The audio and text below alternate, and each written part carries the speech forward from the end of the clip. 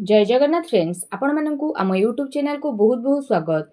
जदि कहिबा आउ मात्र 2 दिन परे आपणक भाग्य रे अचानक परिवर्तन देखिबाकू मिलिबो। तेणु भाग्य को परिवर्तन करबाकू चाहुथिले विशेष भाव में वीडियो को पूरा लास्ट जाए देखंतु। शुभ फल आपणकू निहाती मिलिबो।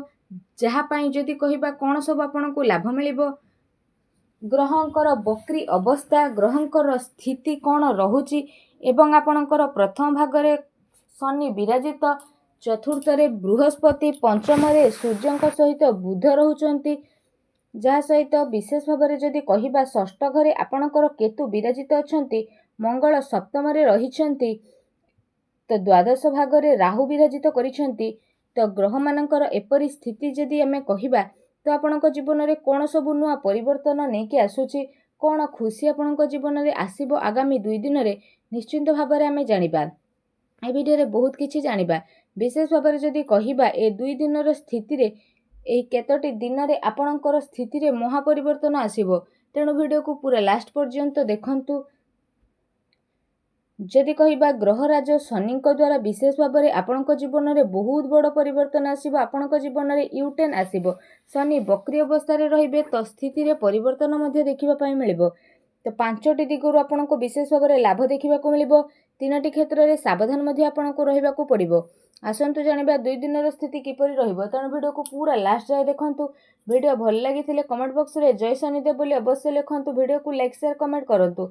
सर्वप्रथमे आपणको पई कहिबा बंधु मिलनर जोग मध्ये रहिबो, जहा कि नूतन बंधु आपणको मिलिबो, जहा फल रे आपण से सब को नै लाभ उठेबे। ता सहित अतीत रे किछि बंधु, अतीत रे किछि मित्र जे आपणकोठु दूरेई जाइथिले तो सेमानक सहित आपणकर किछि शत्रुता, किछि आपणकर वाद विवाद होइथिला तो पुनर्बार जोड़ी मध्ये होई पारंती। आगो को आपणकर बंधु मिलनर प्रबल जोग बनुची। निश्चिंत भाव में बहु दिन देखि नथिबा बंधु को देखिबे और तांको द्वारा उपकृत मध्ये होई परिबे और तांको द्वारा किछि ज्ञान जहा आपणको जीवन में बड़ परिवर्तन आनिबो। तो निश्चिंत भाव में एक कथाटी को मन रखंतु। विशेष रूप से जदि कहिबा ए सप्ताह मध्य निश्चिंत भाव में अर्थर प्रबल संभावना रही। शनिदेव जेहेतु बक्री अवस्था रही, जहाँकि आपणको पई विशेष भाव में स्थिति रे परिवर्तन आसीबो। एहा सहित विशेष रूप से जदि कहिबा आपणको धन लाभर संकेत मिलुची। ता सहित आपणको ऑनलाइन तरफरु मध्ये कोनोसी भल सूचना मिली पारे। आपण जदि कोनोसी मित्रंक ठारू धनर आशा करिथिले तो धनर स्थिति मिलिबो। ऑनलाइन माध्यम जदि किछि कार्य करूछंती तो भी बहुत भल स्थिति आपणको पई बनिबो। अचानक धन मिलिबार संभावना मिलिबो। किछि ना किछि धन एपरि मिलिबो जहार चिंता आपण करि नथिबे। जदि आपण अर्थ लाभ पई कोनोसी कार्य रे हाथ देउछंती, कोनोसी कार्य को आगो को बढ़ाइबा पई चेष्टा करूछंती तो भी करंतु। कोनोसी क्षेत्र रे निश्चिंत भाव में धन मिलिबार विशेष रूप से संभावना मिलिछि। बहुत बड़ लाभ आपनको प्राप्त हेबो। प्रत्येक क्षेत्र रे आपनको सफलता मिलिबो। जे क्षेत्र रे आपण आगो को जिबे से क्षेत्र रे आगो को बढ़िबे। जो भी प्रतियोगिता रे भाग नेबे, जहा भी करिवे सेथिरे आपनको सफलता ही सफलता मिलिबो। कारण भाग्यर सहयोग मिलिबो, भाग्य साथ देबो। जहा भी आमे करिथाउ सेथिरे भल फल हमको प्राप्त होइथाय। किंतु भाग्य जेहेतु बलवान होइथाय, अल्प काम कले मध्य बहुत किछि मिलिथाय। तेणु भाग्य तो जानी थाए काहाकू कोन मिलिबा, आमे तो खाली परिश्रम करिथाउ। ग्रहंकर परिवर्तन जोगु एबे भाग्य रे महा परिवर्तन हेबाकू जाउछंती।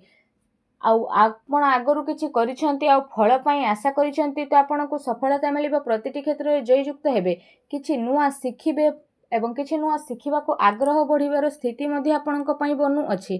आपण कोनोसी भी शुभ कार्य ए टाइम रे आरंभ करंतु, देखिबे आपणको निश्चिंत रूप से लाभ ही लाभ देखिबाकू मिलिबो।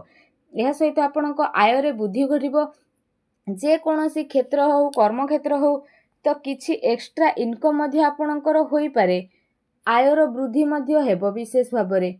ता सहित आपण कोनोसी भी दिगरु अर्थ रोजगार करथुले तो सेथिरे मध्ये आपणको भल जुग बनु अछि। एहा सहित विशेष भाव में जदि कहिबा तो ए सप्ताह रे आपणकर कर्मर फल मध्ये बहुत ही भल रहइबो। कर्मर स्थिति रे भल जोग मध्ये बनु अछि, जहा कि जे कोनोसी कार्य आपण करंतु ना काहेकि तो आपणको पई स्थिति बहुत ही भल रहिबो। किछि बाधा आपणको मिलुथिला तो बाधा रे परिवर्तन आसीबो। तो विशेष रूप से जदि आमे कहिबा स्थिति बहुत भल रहिबो।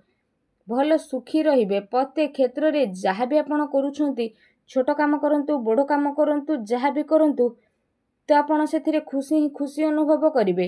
ଅନ୍ତରର ଖୁସି ଆପଣଙ୍କ ପାଇଁ ବୃଦ୍ଧି ପାଇବ, ଯାହା ଆପଣଙ୍କ ଆନନ୍ଦର ସୀମାକୁ ବଢ଼େଇ ଦେବ। ଆଗକୁ ଆସୁଥିବା ସପ୍ତାହ ଆପଣଙ୍କ ପାଇଁ ବହୁତ ଭଲ ଶୁଭ ପରିଣାମ ନେଇକି ଆସୁଛି। କେତୋଟି ସତର୍କତା ମଧ୍ୟ ରହିଛି, ଯାହା ଭିଡ଼ିଓରେ ଜାଣିବା। ଆପଣ କ'ଣ କରିବେ ଆଗକୁ ଆସୁଥିବା ସ୍ଥିତି ପାଇଁ। ଆପଣଙ୍କର ଧନ ତ ବଢ଼ିବ, ବନ୍ଧୁ ମିଳନର ଯୋଗ ମଧ୍ୟ ବଢ଼ୁଛି।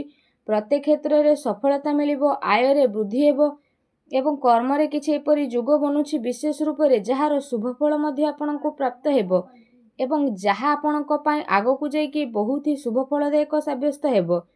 ଯଦି ବିଶେଷ ଭାବରେ କହିବା, ଆୟ ତ ବୃଦ୍ଧି ହେବ ଏବଂ ଧନ ମଧ୍ୟ ଆପଣଙ୍କର ବୃଦ୍ଧି ହେବ ଏବଂ ବ୍ୟୟର ମଧ୍ୟ ସମ୍ଭାବନା ରହିଛି।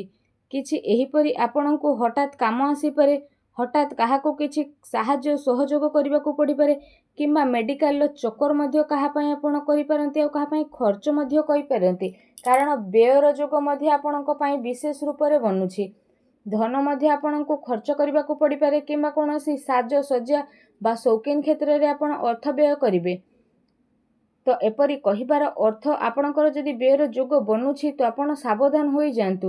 ଟିକେ ଖର୍ଚ୍ଚକୁ ଆପଣ କମାଇବା ପାଇଁ ଚେଷ୍ଟା କରନ୍ତୁ, ତ ଆପଣଙ୍କୁ ବ୍ୟୟର ଅଧିକ ଚିନ୍ତା କରିବା ପାଇଁ ପଡ଼ିବ ନାହିଁ। ଏହା ସହିତ ଆଉ ଗୋଟେ ସତର୍କତା ଆପଣଙ୍କ ପାଇଁ ବନୁଛି କି ଆପଣଙ୍କୁ ଅପବାଦର ଯୋଗ ମଧ୍ୟ ଆସିଥିଲା। ତ ଆପଣ ବିଶେଷ ରୂପରେ ଧ୍ୟାନ ଦିଅନ୍ତୁ କି କୁସଙ୍ଗ, ଖରାପ ମିତ୍ର, କୌଣସି ନିଶାଦ୍ରବ୍ୟର ସେବନ, ଖରାପ କାର୍ଯ୍ୟରୁ ଆପଣ ବିଶେଷ ଭାବରେ ଦୂରେଇକି ରୁହନ୍ତୁ, କାରଣ ଆପଣଙ୍କର ବହୁତ ବଡ଼ ସ୍ଥିତି ବନିବ, ଯାହାଦ୍ୱାରା ଆପଣ ଆଗକୁ ମଧ୍ୟ ବଢ଼ିବେ। କୌଣସି କୁସଙ୍ଗ ଆପଣଙ୍କର ରହିଛି, ଖରାପ ସାଙ୍ଗଙ୍କ ସହ ମିଶିବା, ଯାହାକୁ ଆପଣ ଜାଣିଛନ୍ତି ସେ ବ୍ୟକ୍ତି ଖରାପ କିନ୍ତୁ ତାଙ୍କ ସହ ଆପଣ ସାଙ୍ଗସାଥି ହେଉଛନ୍ତି, ସେ ମିତ୍ର ହୁଅନ୍ତୁ ବା ବନ୍ଧୁ, କିନ୍ତୁ ଧର୍ମକ୍ଷେତ୍ରରେ ଆସୁଥିବା ସ୍ଥିତିରେ ଆଦୌ ମିଶନ୍ତୁ ନାହିଁ। ସମ୍ପୂର୍ଣ୍ଣ ଦୂରତା ଆପଣ ମେଣ୍ଟେନ୍ କରନ୍ତୁ, ଯାହା ଆପଣଙ୍କୁ ଆଗକୁ ନେବ। ଅଯଥାରେ ଆପଣ ବିବାଦରେ ପଡ଼ି ମଧ୍ୟ ପାରନ୍ତି। ଅପବାଦର ମଧ୍ୟ ଯୋଗ ବନୁଛି। ଯଦି ଆପଣ ସତର୍କତା ଅବଲମ୍ବନ କରିବେ ତ ବହୁତ ଭଲ ସ୍ଥିତି ରହିବ। କାହା ସହିତ ଭୁଲରେ ବି କଳି ଝଗଡ଼ା କରନ୍ତୁ ନାହିଁ, କାହା ସହ ବିବାଦରେ ମଧ୍ୟ ପଡ଼ନ୍ତୁ ନାହିଁ। ଭାବି ଚିନ୍ତିକି ଆପଣ କାର୍ଯ୍ୟ କରନ୍ତୁ। ଦେଖିବେ ଛୋଟ ଛୋଟ କଥାକୁ ଯଦି ଆପଣ ଧ୍ୟାନ ଦିଅନ୍ତି ତ ଏ ସପ୍ତାହଟି ଆପଣ ସକାରାତ୍ମକ ହୋଇକି ରହିବେ। ଆଉ କିଛି ନା କିଛି ସ୍ଥିତିରେ ଆପଣଙ୍କୁ ସକ୍ସେସ୍, ଅର୍ଥ ଲାଭ ଏବଂ ବନ୍ଧୁ ମିଳନ ମଧ୍ୟ ହୋଇଯିବ। ଯାହା ଚାହିଁବେ ସେ ସବୁ ମଧ୍ୟ ଆପଣ ପ୍ରାପ୍ତ କରିପାରିବେ। ଆଉ ସକାରାତ୍ମକ ରୁହନ୍ତୁ, ଭଲ ବ୍ୟକ୍ତିଙ୍କ ସହ ମଧ୍ୟ ଆପଣ ମିଶନ୍ତୁ। ଏହା ସହ ଜୀବନରେ କିଛି ନୂଆ କରିବା ପାଇଁ ମଧ୍ୟ ଆପଣ ଚେଷ୍ଟା କରନ୍ତୁ ଏବଂ ସକାରାତ୍ମକ ରୁହନ୍ତୁ ଏବଂ କିଛି ପରିବର୍ତ୍ତନ ନିଜ ଜୀବନରେ ଆଣନ୍ତୁ। ଦେଖିବେ ଆପଣଙ୍କ ଜୀବନରେ ନିଶ୍ଚିନ୍ତ ରୂପରେ ବହୁତ ଚମତ୍କାର ପରିବର୍ତ୍ତନ ଆଣି ଆସିବ। ଯାହା ଆପଣଙ୍କ ଜୀବନରେ ଆସିନଥିଲା ଏବେ ସେ ସବୁ ଆପଣଙ୍କ ଜୀବନରେ ଆସି ମଧ୍ୟ ଯିବ ଓ ନିଶ୍ଚିନ୍ତ ପ୍ରତ୍ୟେକ ଭାବରେ ଆପଣ ଲାଭ ଉଠିପାରିବେ। ତା ସହିତ ଶନି ଯେହେତୁ ବକ୍ରି ଅବସ୍ଥାରେ ଅଛନ୍ତି ତ ପ୍ରତ୍ୟେକ କ୍ଷେତ୍ରରେ ଲାଭ ହିଁ ଲାଭ ଆପଣଙ୍କୁ ଦେଖିବାକୁ ମିଳିବ। ତ ସଦାସର୍ବଦା ଭଲ ଦିଗରେ ଚାଲନ୍ତୁ, ଠିକ୍ ଚାଲନ୍ତୁ। ଆଉ ଯେମିତି ଆପଣ ଜାଣିଛନ୍ତି ଆପଣଙ୍କର ସ୍ୱାମୀ ଶନିଦେବ, ତ ଶନିଦେବ ଭଲ ଫଳ ପ୍ରଦାନ କରିଥାନ୍ତି ତ କେବେ ଭଲ ଫଳ ପ୍ରଦାନ କରିଥାନ୍ତି। ତେଣୁ ସାବଧାନ ପୂର୍ବକ ଆପଣ କାମ କରିବା ପାଇଁ ଚେଷ୍ଟା କରନ୍ତୁ, ନଚେତ୍ ବହୁତ ବଡ଼ ପରିବର୍ତ୍ତନ ଆପଣଙ୍କ ଲାଇଫରେ ବିଶେଷ ଭାବରେ ଦେଖିବା ପାଇଁ ମିଳିବ। ରାଶିର ସ୍ୱାମୀ ଯେହେତୁ ସିଏ, ତ ଆପଣଙ୍କୁ ବଡ଼ ପରିବର୍ତ୍ତନ ଦେଖିବା ପାଇଁ ମିଳିବ। ତ ଆସୁଥିବା ସପ୍ତାହରେ ଆପଣଙ୍କ ଜୀବନରେ ନିହାତି ଭାବରେ ଦେଖିବା ପାଇଁ ମିଳିବ। ବିଶେଷ ରୂପରେ ଏ କଥାକୁ ଧ୍ୟାନ ଦିଅନ୍ତୁ ଏବଂ ଆଗାମୀ ଜୀବନ ପାଇଁ କିଛି ସତର୍କତା ଅବଲମ୍ବନ କରନ୍ତୁ। ଭିଡ଼ିଓଟି ଭଲ ଲାଗିଥିଲେ ଭିଡ଼ିଓଟିକୁ ଲାଇକ୍ କରନ୍ତୁ ଓ କମେଣ୍ଟ ବକ୍ସରେ ଜୟ ଶନିଦେବ ବୋଲି ଅବଶ୍ୟ ଲେଖନ୍ତୁ। ଧନ୍ୟବାଦ।